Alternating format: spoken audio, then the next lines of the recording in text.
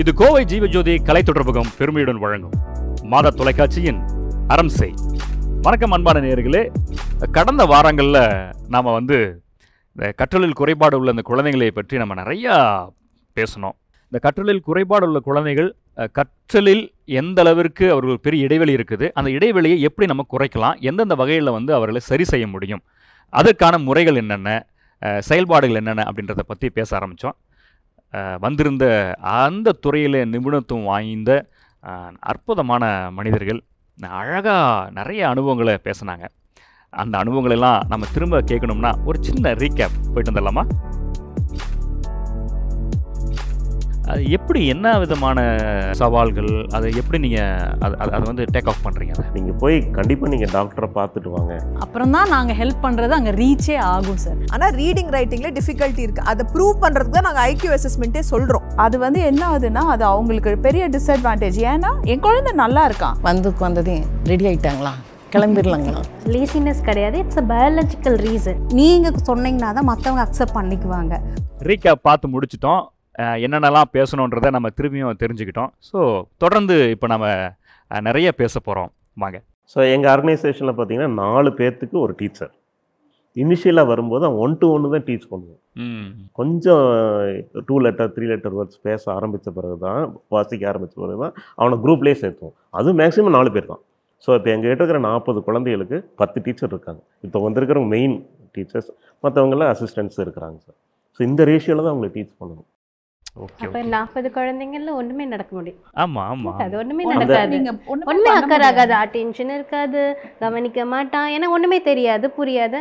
So day dreaming இல்லை விண்டோவில் அந்த 4 பேர்த்துக்கு வாட்சிங் இந்த மாதிரி தான் இருக்கும். காமனாக டீச் பண்ண முடியாது சார். ஒருத்தனுக்கு நாங்கள் 1 to 1 டீச் பண்ணும்போது 3 பேர் வேறு ஆக்டிவிட்டீஸ் கொடுத்துருப்போம், அதை பண்ணிகிட்டு இருப்போம். இவனுக்கு முடிச்சோன்னா அப்புறம் அடுத்தது இப்படி தான் டீச் பண்ண வேண்டியது. அப்போ ஒவ்வொரு குழந்தைங்களுக்கு தனிப்பட்ட முறையில் அவங்களுக்கு இண்டிவிஜுவலாக நீங்கள் பார்த்து அவங்களுக்குன்னு ஒரு சிஸ்டம் இருக்கு இல்லையா, அந்த கற்பித்தல் முறை இருக்குது. ஸோ இப்போ நம்ம அதை பார்க்கலாம். அந்த கற்பித்தல் முறை எப்படின்றத நம்ம ஒன்றா நீங்கள் எங்களுக்கு செஞ்சு காட்டினீங்கன்னா ரொம்ப சந்தோஷமாக இருக்கும். மேபி இதை பார்க்குற ஆடியன்ஸ்க்கு, அந்த நேயர்களுக்கு அது ரொம்ப பயனுள்ளதாக இருக்கும். ஏன்னா ஒருவேளை இப்போ நம்ம பேசின விஷயத்துலேருந்து நிறைய பெற்றோர்களுக்கு சொல்ல முடியாமல் அது என்னடா அப்படின்ற மாதிரி தடுமாறிட்டு இருப்பாங்க. மேபி இது அவங்களுக்கு ஒரு பயனுள்ள வகையில் இருக்கும்னு நான் நினைக்கிறேன். இல்லையா, அவங்க எங்ககிட்ட வரும்பொழுதே ஒரு தவறான ஒரு நெகட்டிவ் வியூவோடு வருவாங்க. ஸோ இவ்வளோ தான் நாங்கள் அசஸ்மெண்ட் பண்ண போகிறோம், இப்படி தான் டீச் பண்ண போகிறோம் தெரிஞ்சிட்டோம்னா அவங்களுக்கு கொஞ்சம் கிளியராக இருக்கும். இப்போ ரெகுலர் ஸ்கூல் செட்டப்பில் பார்த்தீங்க, இவங்களது ஃபுல்லி தெரபி செட்டப் அப்படிங்கும் போது உங்களோட இது. இப்போ நாங்கள் ரெகுலர் ஸ்கூலில் என்ன பண்ணிட்டு இருக்கோம் அஸ் அ ஸ்பெஷல் எஜுகேட்டராக அப்படின்னா, ஃபஸ்ட்டு அவேர்னஸ் அப்படிங்கும் போது ஒரு மீட்டிங் கண்டக்ட் பண்ணுவோம். அது ஒரு இண்டக்ஷன் மீட்டிங் மாதிரி, டீச்சர்ஸ்க்கு தனியாக மீட்டிங் கண்டக்ட் பண்ணி உங்களோட ஸ்டூடெண்ட்ஸ்க்கு இதெல்லாம் தான் இஷ்யூவாக இருக்கலாம், இப்போ இதெல்லாம் இருந்துச்சுன்னா நீங்கள் என்ன பண்ணணும், நீங்கள் எங்களை காண்டாக்ட் பண்ணணும், வாட் வில் வி டூ அப்படிங்கிறது எல்லாமே ஃபஸ்ட்டு அந்த புரிதலை டீச்சர்ஸ்க்கு கொண்டு வருவோம். ஏன்னா எல்லாருக்குமே ஒரு லேர்னிங் டிசபிலிட்டி பற்றியோ ஒரு ஏஎஸ்டி பற்றியோ ஆட்டிசம் பற்றியோ ஒரு கிளியர் பிக்சர் இருக்காது. அப்படிங்கிறதுனால ஸ்கூலில் ஃபஸ்ட்டு நாங்கள் ஸ்டார்ட் பண்ணுற ப்ராசஸ் ஒரு இன்ட்ரடக்ஷன் கிளாஸ் டீச்சர்ஸ்க்கு கொடுப்போம். இதெல்லாம் தான் மேக்ஸிமம் ஸ்கூல் ஏரியாஸில் குழந்தைங்களுக்கு டிசபிலிட்டிஸ் இருக்கலாம். அதுக்கப்புறம் பேரண்ட்ஸ்க்கு ஒரு ஒர்க் ஷாப் கண்டக்ட் பண்ணுவோம். பேரண்ட் ஒர்க் ஷாப்லேயும் ஆர்ட் ஆஃப் பேரண்டிங் கூடவே இந்த இஷ்யூஸ் இல்லாமல் சொல்லுவோம். உங்களுக்கு இதெல்லாம் கன்சர்ன், இதெல்லாம் ரெட் அலார்மிங் ஃப்ளாகாக இருந்துச்சுன்னா நீங்கள் எங்கள்கிட்ட சொல்லுங்கள், நாங்கள் உங்களுக்கு ஹெல்ப் பண்ணுறோம் அப்படின்ட்டு. ஆல்டுகெதர் ஒரு ஸ்கூல் செட்டப்பில் ஸ்பெஷல் எஜுகேட்டர் அப்படிங்கிறவங்க எப்படி அப்படின்னா ஒரு சாப்பாட்டில் இருக்க ஒரு உப்பு பிஞ்ச் மாதிரி, எவ்வளோதான் நீங்கள் டேஸ்டியாக சமைச்சிட்டு அதில் ஒரு ட்ராப் உப்பு போடலனாலும் அந்த கரெக்டான அந்த ஃபுல்ஃபில்டாக கிடைக்காது இல்லைங்களா. கண்டிப்பாக ஒரு ஸ்பெஷல் எஜுகேட்டர் ஸ்கூலில் இருக்கும் போது என்ன ஆகும் அப்படின்னா, அவங்க கண்டுபிடிப்பாங்க. அதுக்கப்புறம் அவங்க அந்த டீச்சர்ஸையும் பேரண்ட்ஸையும் எஜுகேட் பண்ணிட்டு என்னெல்லாம் மினிமல் கேப்ஸ் இருக்கோ அதை அந்த இடத்துல பேட்ச் பண்ணுறதுக்கான ஒர்க்கை பண்ணிட்டு இருக்கோம். இப்போ நீங்கள் ஸ்பெஷல் எஜுகேட்டர் எந்த பள்ளியில் இருக்கீங்க? ஒரு பிரைவேட் ஸ்கூலில் பிரைவேட்டில் இருக்கீங்க. ஸோ பிரைவேட் ஸ்கூலில் அவங்க ஒரு செட்டப் இருக்கு இல்லையா, அவங்க எப்பயுமே ஒரு செல் இருக்கு, ஸோ வி வர்க் கவுன்சிலிங் அந்த மாதிரிலாம் வச்சிருக்கிறாங்க. பட் இது இது ஒரு மைனாரிட்டின்னு வச்சுங்களேன். இப்போ நீங்கள் சொல்கிற விஷயம் minority children. But majority children பார்த்தீங்கன்னா government side or government aided சைடில் அங்கே இருக்க குழந்தைங்களுக்கு நிலைமை. இப்போ அங்கே யார் அந்த ரோல் எடுக்கணும் அப்படின்னா கண்டிப்பாக அந்த டீச்சர்ஸ் தான். ஆனால் அந்த டீச்சர்ஸ் எடுக்கிறதுக்கான சூழ்நிலை இருக்குதா அப்படின்றத ஒரு பெரிய கேள்வியாக இருக்குது. பட் அதை பற்றி பேசிட்டே இருந்தோம்னா அது ஒரு பெரிய இஷ்யூ பேஸ்டாக போயிடும். அது ஒரு மாதிரி இன்னும் மேபி நம்ம எபிசோடு வந்து 10-15 எபிசோட கூட போகலாம். அவங்க சொன்ன பாயிண்டிங்க 2-3 things are very important. First step அப்படிங்கிற அவேர்னஸ். டீச்சர்ஸ்க்கு கண்டிப்பாக அவேர்னஸ் கொடுக்கணும். ப்ரைவேட் ஸ்கூல்ஸில் இப்போ தே ஹேவ் ஸ்பெஷல் எஜுகேட்டர். இப்போ சிபிஎஸ்சி ஸ்கூல்ஸ்லாம் கம்பல்சரி இந்த ஸ்பெஷல் எஜுகேட்டர் கண்டிப்பாக வைக்கணும், கவுன்சிலர் கண்டிப்பாக கம்பல்சரின்னு சொல்லியிருக்காங்க. ஸோ அங்கே கண்டிப்பாக ஏதாவது ட்ரெயின்டு பர்சன் இருக்காங்க. இதில் எங்களோட side as a doctor point of view அப்படின்னு சொன்னீங்கன்னா இந்தியன் அகாடமி ஆஃப் பீடியாட்ரிக்ஸ் இங்கே கோயம்புத்தூர் இதுலேயும் இல்லை, ஆல் ஓவர் கூட எனக்கு தெரிஞ்சு they are doing work shops to help teachers, doctors. எங்களுக்கு அது என்ன ப்ராப்ளம்னு எங்களுக்கு நிறைய டாக்டர்ஸ்க்கு அது ப்ராப்ளம்னே தெரிய மாட்டேங்குது. இப்போ குழந்தைங்களுக்கு டாக்டர் கிட்ட தான் போவாங்க. குழந்தை டாக்டர் கிட்ட போயிட்டு குழந்தை டாக்டர் இருமல் சளி இருக்குங்க, அவன் ஸ்கூலுக்கு போக மாட்டேங்கிறாங்க, வயிறு வலின்னு சொல்லிட்டே இருக்காங்க அப்படின்னு தான் சொல்லுவாங்களே தவிர அப்போ டாக்டர்ஸும் அது யோசிக்கணும் இல்லைங்களா?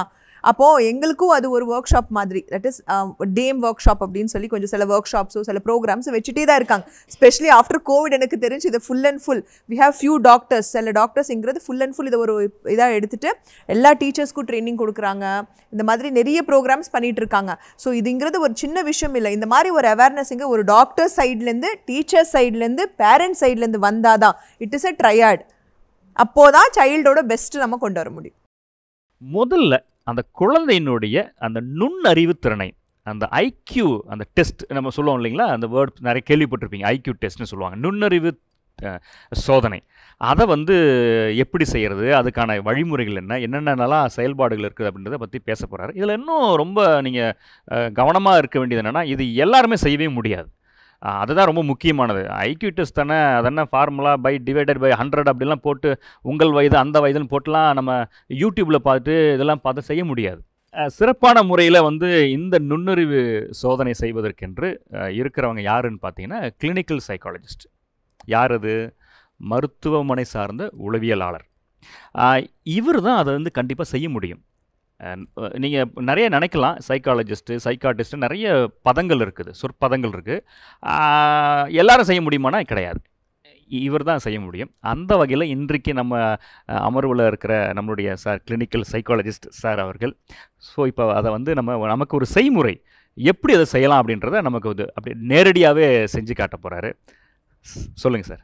இந்த ஐக்யூ டெஸ்ட் அப்படிங்கிறது வந்து இப்போ ஒரு உதாரணத்துக்கு சொல்லலாம். இப்போ வந்து டாக்டர்கிட்ட நீங்கள் உடம்பு சரியில்லைன்ட்டு போகிறீங்க. அங்கே வந்து டாக்டர் வந்து யூரின் டெஸ்ட், பிளட் டெஸ்ட் எல்லாம் எடுத்துகிட்டு வாங்கன்னு நீங்கள் ஒரு லேபுக்கு அனுப்புகிறாங்க.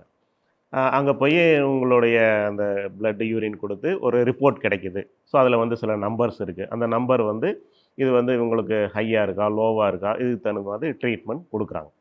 அதே ஒரு எடுத்துக்காட்டாக தான் இங்கே நான் சொல்ல போகிறேன்.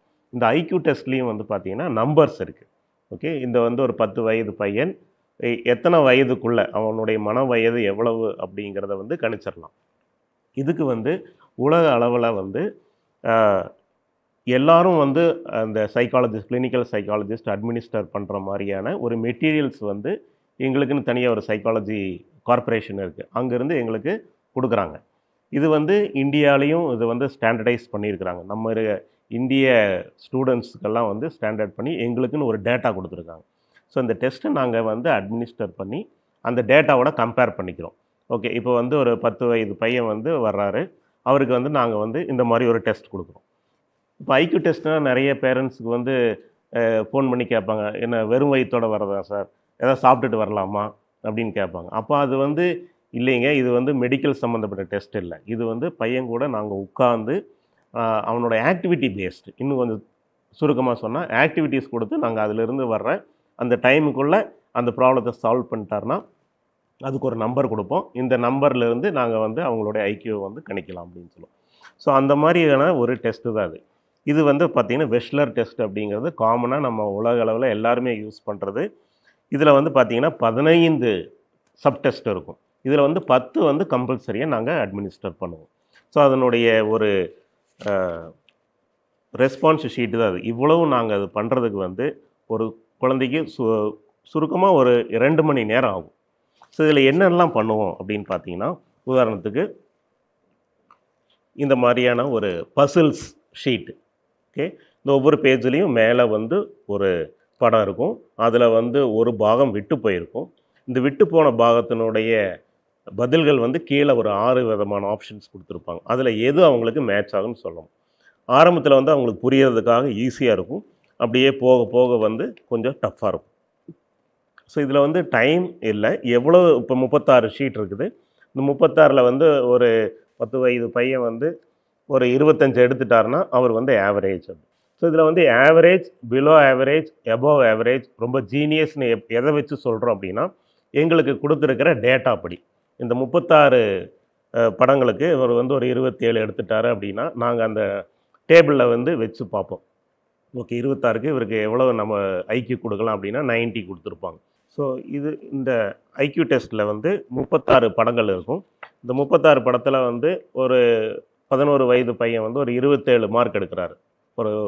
ஒரு பேஜுக்கு ஒரு ஆன்சர் கரெக்டாக இருக்கணும். 27 எடுக்கிறாரு. அந்த 27க்கு எவ்வளவு மதிப்பிடலாம் அப்படிங்கிறதுக்கு வந்து எங்களுக்கு ஒரு டேபிள் கொடுத்துருக்காங்க. அது வந்து இன்டர்நேஷ்னலி, நேஷனல் லெவலில் பண்ண ரிசர்ச்சினுடைய ஒரு டேபிள். நாங்கள் அதை வச்சு இவருக்கு இந்த ஐக்யூ இருக்குது அப்படின்னு சொல்லிடுவோம், உறுதியாக சொல்லிடலாம். இது வந்து ஒரு டெஸ்ட்டு தான். இந்த ஐக்யூ டெஸ்ட்டுங்கும் போது பர்ஃபார்மன்ஸ், வெர்பல்னு 2 இருக்குங்க. பர்ஃபார்மன்ஸ் அப்படிங்கிறது வந்து ஆக்டிவிட்டி பேஸ்டாக இருக்கும். இந்த மாதிரி பண்ணுறது, அப்புறம் ஒரு பிளாக்ஸ் எல்லாம் கொடுப்போம். இது வந்து இந்த பிளாக்ஸினுடைய டிசைன். இதுக்கு தகுந்த மாதிரி ஒரு வுட்டன் பிளாக்ஸ் இருக்கும். அந்த வுட்டன் பிளாக்ஸு வந்து இந்த டிசைன் செஞ்சு காமிக்கணும். இவ்வளோ டைம்குள்ளே செஞ்சார்னா அதுக்கு ஒரு மார்க் கொடுப்போம். ஓகேங்களா? அதுக்கப்புறம் வந்து இது வந்து பர்ஃபார்மன்ஸ், அதாவது பிக்சர் பேஸ்டாக இருக்கும். சிலது வந்து பார்த்திங்கன்னா இந்த மாதிரி இருக்கும். அதாவது மேலே வந்து 2 பொருள்கள் இருக்கும், கீழே 2 பொருள்கள் இருக்கும். இந்த 2க்கும் உள்ள காமனான பொருள் என்ன அப்படின்னு பார்க்கும்போது இதில் வந்து பார்த்திங்கன்னா டிரான்ஸ்போர்ட் அப்படின்னு சொல்லணும். ஸோ அந்த வார்த்தையை அவங்க சொல்லணும், டிரான்ஸ்போர்ட் அப்படின்னு சொல்லணும். இப்போ இதில் வந்து பார்த்திங்கன்னா 4 இருக்குது. இதில் எது 2 காமனான பொருள்கள் அப்படின்னு பார்க்கணும். சரிங்களா? ஸோ இதில் வந்து பார்த்திங்கன்னா 2மே ஃப்ரூட்ஸ். ஸோ சிமிலாரிட்டி வந்து அவங்க சொல்லுவாங்க. ஸோ இப்போ வந்து நம்மளுடைய வெர்பலில் வந்து பார்த்திங்கன்னா அவங்களுடைய வார்த்தைகள் எவ்வளோ தூரம் அவங்களுக்கு தெரியுது, ஒக்காபுலரின்னு சொல்லுவாங்க. ஒக்காபுலரின்னு என்ன, ஒரு வேர்டை சொல்லி அந்த வேர்டனுடைய அர்த்தத்தை சொல்லுவோம். இப்போ வந்து அம்ப்ரல்லா, இப்போ எல்லாருமே சொல்லுவோம் அம்ப்ரல்லானா என்ன அப்படின்னு சொல்லும்போது அவங்க வந்து அதை விளக்கம் சொல்லணும். It protects from sun or rain அப்படின்னு சொல்லி அது விளக்கம் சொல்லணும். ஹேட் அப்படிமோ, ஹேட்டுன்னா நம்ம எல்லாத்துக்கும் தெரியுது ஹேட்டு தான் அப்படிமோ. அப்படி இல்லை, அந்த ஆன்சர் வந்து எங்களுக்கு வந்து கொடுத்துருக்குறாங்க. ஹேட்டுனா இது வந்து நம்ம தலையில் போட்டு நம்மளை வந்து சன்லேருந்து ப்ரொடெக்ட் பண்ணுது அப்படின்னு ஒரு விளக்கம் சொல்லணும். ஸோ இது வந்து வொக்காபுலரி டெஸ்ட். அப்படி இந்த 10 டெஸ்ட்டும் வந்து பார்த்திங்கன்னா பர்ஃபார்மன்ஸ் வெர்பல்னு நம்மளுடைய மூளை பகுதியை 2ஆக பிரிச்சுருக்காங்க இல்லையா? அந்த வெர்பல்ங்கிறது வந்து இடது பக்கம் மூளையினுடைய வேலை, வலது பக்கம் வந்து பர்ஃபார்மன்ஸ் பண்ணக்கூடிய வேலை. ஸோ இது 2ம் எந்த அளவுக்கு அவங்களுக்கு வந்து இருக்குது அப்படின்னு பார்ப்போம். இப்போ இதில் வந்து பார்த்திங்கன்னா லேர்னிங் டிஸ்லெக்ஸியா குழந்தைகளுக்கு எந்த அளவுக்கு இது யூஸாக இருக்குன்னா, இப்போ ஐக்யூ வந்து இந்த டிஸ்லெக்ஸியாவினுடைய டெஃபினேஷன் என்னென்னா, நார்மல் ஐக்யூ 90க்கு மேலே இருந்தால் தான் அவங்களுக்கு வந்து எழுதுதல் வாசிப்பதில் சிரமம் இருந்தால் அவங்க வந்து டிஸ்லெக்ஸியான்னு சொல்லுவோம். அதுக்காக தான் இந்த ஐக்யூ டெஸ்ட் பண்ணுறோம். சப்போஸ் அவங்களுக்கு வந்து ஒரு 70க்கும் கீழே இருக்குது அப்படின்னா அவங்க வந்து டிசபிலிட்டி, அவங்களுக்கு வந்து மென்டல் ரிட்டார்டேஷன் அல்லது மூளை சார்ந்த குறைபாடுகள் ஏதாவது இருக்கும். அப்போ அவங்களுக்கு வந்து ரெமிடியல் டீச்சிங் ஆர் ரிஹாபிலிட்டேஷன் வந்து வேறு மாதிரி இருக்கும். இப்போ நாங்கள் பண்ணுறது வந்து 80 எபோவ் ஆர் 90 அண்ட் எபோவ் இருக்கிற குழந்தைகளுக்கு மட்டும்தான் இந்த டீச்சிங் மெத்தட் வந்து யூஸ்ஃபுல்லாக இருக்கும். இதே வந்து 70 பிலோ இருந்ததுன்னா அவங்களுக்கு வேறு விதமான அந்த ஸ்பெஷல் ஸ்கூல்னு சொல்லக்கூடிய அந்த ஸ்கூலுக்கு நாங்கள் வந்து ரெஃபர் பண்ணிடுவோம். இப்போ இந்த குழந்தைகளுக்கு வந்து இந்த டெஸ்ட்டை பண்ணிவிட்டு அதுக்கப்புறம் அவங்களுடைய ரீடிங் அண்ட் ஸ்பெல்லிங் இது வந்து எந்த அளவுக்கு இருக்குது. இப்போ வந்து ஒரு 5ஆம் வகுப்பு படிக்கிற பையன் வந்து இப்போ வந்து இனிமேல் வந்து படிக்கலை சார், மறந்து போயிடுறான்ட்டு பேரண்ட்ஸ் வர்றாங்க. அப்போ எங்ககிட்ட வந்து அது ஒரு சார்ட் இருக்குது. அந்த சார்ட்டில் வந்து ரீட் பண்ண சொல்லுவோம். இத்தனை வார்த்தைகள் அவர் வந்து படிச்சிட்டாருன்னா அவர் வந்து அந்த இப்போ 10 வயது பையன் 5ஆவது வகுப்பு படிக்கிற பையன் வந்து ஒரு 70 வேர்ட்ஸ் அதில் படிக்கணும். பட் அவரால் வந்து ஒரு 20 வேர்ட்ஸும் கூட படிக்க முடியல அப்படின்னா அப்போ அவருக்கு வந்து இந்த ப்ராப்ளம் இருக்குது.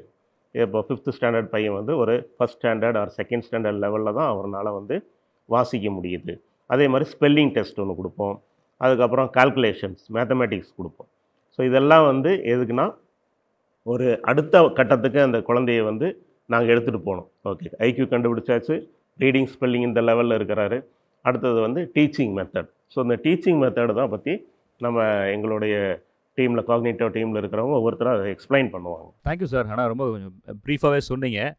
அதுலேயும் ரொம்ப முக்கியமாக சொன்னது வந்து, அதாவது இந்த 70% குழந்தைங்க, அதாவது சிறப்பு கவனம் தேவைப்படுகிற குழந்தைகள், ஸ்பெஷல் நீட் இருக்கிற குழந்தைங்க, அதுக்கு மேலே அதாவது 80-90%, அதாவது நார்மலான சைல்டு, ஆனால் கற்றலில் குறைபாடில் இருக்கிற அந்த குழந்தை, அது ரொம்ப கிளியராக சொன்னீங்க. ஏன்னா அதுவும் கொஞ்சம் மக்களுக்கு இன்னும் ரொம்ப ஆழமாக அந்த 4 விஷயம் நம்ம ஃபஸ்ட்டு சொல்லியிருக்கோம். டிஸ்லெக்ஸியா அப்படின்னு சொல்கிறது ரீடிங் அண்ட் ரைட்டிங். ஸோ நமக்கு அது இங்கிலீஷில் இருக்கலாம், தமிழில் இருக்கலாம். ரீட் பண்ணுற ரைட் பண்ணுற டிஃபிகல்ட்டி. 2வது டிஸ்கால்குலியா, அது மேத்ஸில் மட்டும்தான் பிரச்சனை.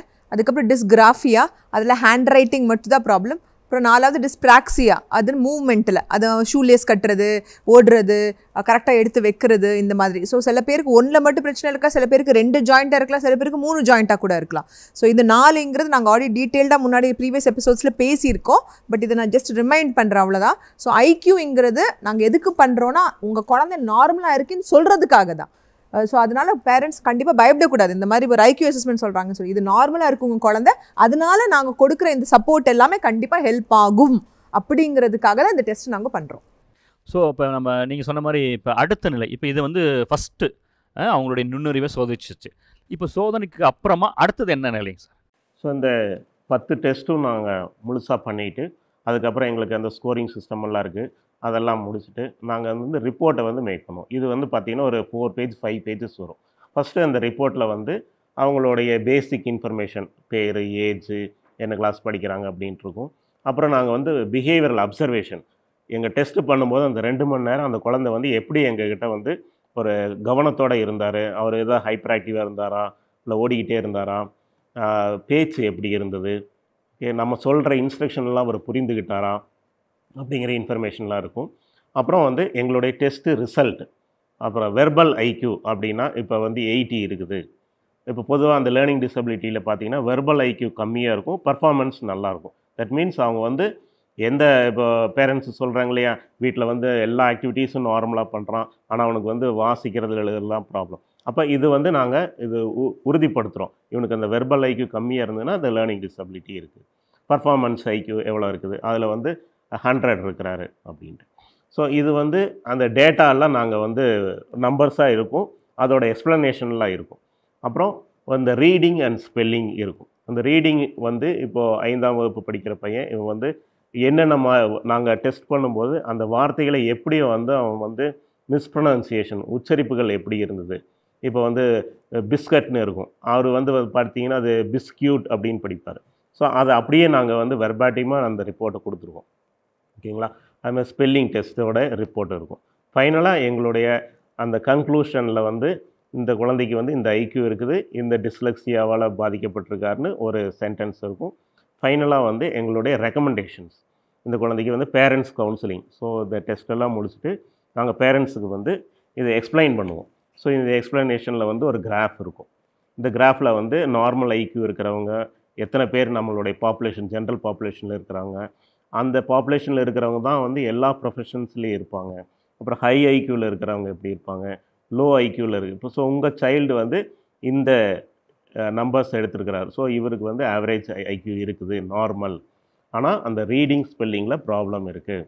ஸோ இதுக்கு என்ன அடுத்ததுன்னு பார்த்தீங்கன்னா ரெமிடியல் எஜுகேஷன். இந்த ரெமிடியல் எஜுகேஷனில் வந்து பார்த்திங்கன்னா பேசிக்லேருந்து ஒரு குழந்தைக்கு வந்து அந்த எழுத்துக்களை வந்து சொல்லவே தெரியல, உச்சரிக்கவே தெரியல, அந்த உச்சரிப்புகள் எப்படி சொல்லித்தரணும் அப்படிங்கிறதுக்கு வந்து எங்கள் டீமில் இருக்கிறவங்க வந்து மற்றவங்க டீச் பண்ணுவாங்க.